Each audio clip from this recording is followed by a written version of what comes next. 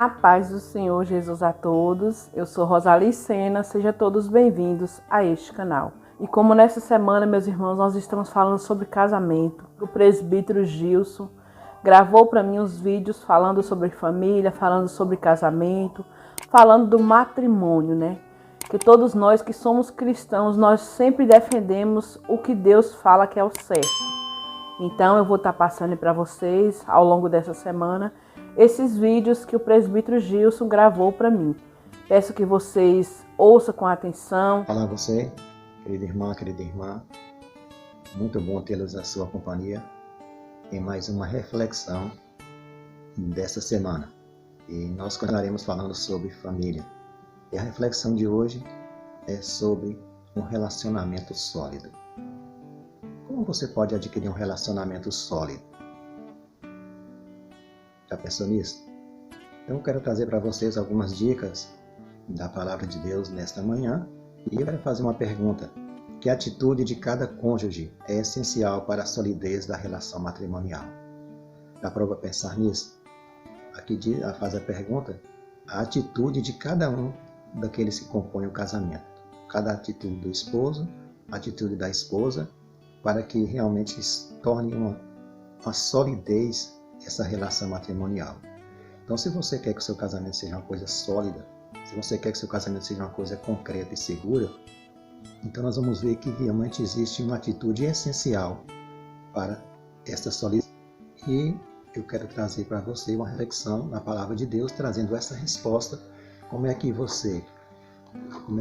esposo e a esposa podem fazer com que a sua relação seja sólida. Primeira carta de Paulo aos Coríntios, no capítulo 12, eu vou ler o verso 25. Para que não haja divisão no corpo, mas antes tenha os membros igual cuidado uns dos outros. Então aqui ele está falando dos dons espirituais da igreja. Está citando o corpo que tem vários membros e esses membros não dependem um do outro, ou seja, eles precisam de ajuda mútua. Então a mão precisa do braço, o braço precisa do corpo, a cabeça precisa do pescoço, enfim, é o que ele está tratando aqui. Mas nesse contexto também, nós podemos aplicar a família, porque o esposo depende da esposa, ou vice-versa, a esposa depende do esposo. Então esse é o pormenor dessa mensagem. Então aqui está a lição essencial, ou seja, a atitude que cada um precisa ter. Eu preciso ter essa atitude, você precisa ter essa atitude, a esposa precisa ter. Que atitude é essa? O texto aqui diz que o corpo deve cuidar um do outro. Então, de igual modo, para que não haja divisão no corpo, mas antes tenha os membros igual cuidado um do outro. Então, essa é a atitude que deve ter. Um deve cuidar do outro. A esposa cuida do esposo e o esposo cuida da esposa. Eu quero continuar lendo um pensamento muito interessante sobre esse assunto que diz assim: em sua união vitalícia, as afeições devem conduzir à felicidade mútua. Cada um deve promover a felicidade do outro. Esta é a vontade de Deus a seu respeito. Mas ao mesmo tempo que se devem unir um só ser, nenhum de vocês deverá perder sua própria individualidade um na do outro. Esse pensamento é muito interessante porque ele nos mostra que o casamento é uma união vitalícia. O que é uma coisa vitalícia? É uma coisa que não acaba. Unicamente a morte pode separar ou pode acabar um casamento. Esta é a ordem de Deus, esta é a lei de Deus, né? Então aqui é uma união vitalícia. E aqui diz que as afeições devem conduzir à felicidade mútua. Então, se um está feliz, o outro também está feliz, porque um faz parte do outro. Os dois, na verdade, é uma mesma carne.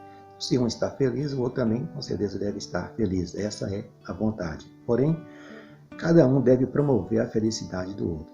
Então, está no poder de um fazer a felicidade do outro. Não pode ser apenas ele estar feliz e minha esposa não estar feliz. Então, nós devemos viver em comunidade, viver em família, porque nós temos que ser um dependendo do outro e um tornando o outro feliz. Porque esta é a vontade de Deus ao seu respeito. Porém, mesmo que nós somos uma só carne, ao unir marido e mulher, nós devemos respeitar alguma coisa importante, a individualidade.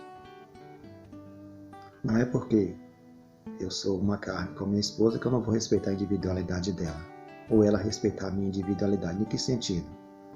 Por exemplo, eu gosto da cor azul, ela gosta da cor vermelha.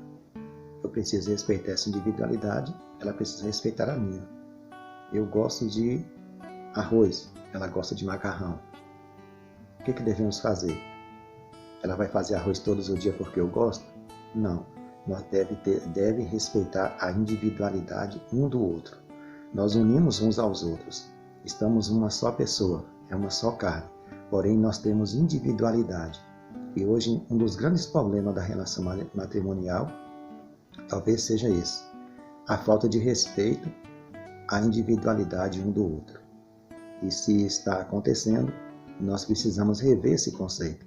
Porque nós somos unidos, sim, mas nós temos que respeitar a individualidade um do outro. Aí é o que diz o texto que nós lemos lá na palavra de Deus. É um cuidar do outro. Agora, esse pensamento que a seguir, ele é muito forte. Faça de Cristo em tudo o primeiro, o último e o melhor. Eu quero falar para pessoas cristãs, mas eu sei que também tem pessoas que ainda não aceitaram o Evangelho, são pessoas que ainda não têm esse conhecimento que nós temos com relação à família, com relação ao casamento e com relação à vontade de Deus. Então, se você é um cristão, se você é uma pessoa cristã, você precisa fazer de Jesus o primeiro, e fazer de Jesus o último, e fazer de Jesus o melhor. Aí sabe o que vai acontecer? Contemple-o constantemente, e à medida que se for submetendo à prova, seu amor a ele se tornará dia a dia mais profundo e mais forte. E ao ampliar seu amor a ele, também seu amor mútuo há de crescer, aprofundar-se-á e fortalecer-se-á. Talvez seja esse um dos grandes problemas. Nós queremos amar as pessoas, mas não devotamos tanto amor a Jesus. E por isso que ele precisa ser o primeiro, precisa ser o último. E quando nós fizermos de Jesus o primeiro, fizermos o último, aí nossa relação, nosso amor mútuo vai crescer. Se você é uma mulher cristã, se você é um homem cristão, se você faz de Jesus o seu primeiro, o seu melhor, com certeza o seu casamento, a sua família vai ser uma bênção. Mesmo nas dificuldades, você vai ter Jesus ao seu lado e você vai saber como comportar, você vai saber como lidar na situação difícil, se Jesus for o primeiro e se Jesus for o último na sua vida. Sabe por quê? Olha que pensamento bem interessante aqui. E uma pergunta, na verdade, e essa pergunta tem uma resposta baseada na palavra de Deus. Para um casamento bem-sucedido, o que é necessário? A palavra de Deus diz na carta de João, o apóstolo João, apóstolo do amor. No capítulo 15, o versículo 5, só a última parte do texto, diz assim: sem mim, nada podeis fazer. Então, meus irmãos, aí está o segredo daquilo que eu falei. Para termos um relacionamento sólido, para termos um casamento sólido, precisamos ajudar um ao outro, fazendo um seja feliz, a felicidade mútua. Isso é importante. Mas aqui também está o conselho da palavra de Deus. Nós temos que fazer de Jesus o primeiro, fazer de Jesus o mais importante na nossa vida e no nosso relacionamento e dentro do nosso lar. E aí ele diz, por que para termos um casamento bem-sucedido é necessário termos Jesus? Porque ele diz que sem mim nada podeis fazer. Sem mim nada podeis fazer. Mas esse pensamento é muito importante também, olha. A graça de Cristo, e ela somente pode tornar essa instituição matrimonial o que Deus designou que fosse. Então, é unicamente pela graça de Cristo que essa instituição matrimonial, o casamento, pode ser aquilo que Deus designou que fosse. Um meio para a bênção e o reerguimento da humanidade. E assim, as famílias da terra, em sua união, paz e amor, podem representar a família do céu. Você já pensou essa responsabilidade que Deus nos concedeu? Já pensou você, esposa, você esposo cristão? O desejo de Deus é que a minha família, que a sua família, represente a família celestial. Tem acontecido isso? Tem sido dessa forma? Se não tem sido, com certeza, aquele que pode tudo, quem sabe está distante da sua família. Quem sabe está em segundo plano. Quem sabe está em segundo lugar.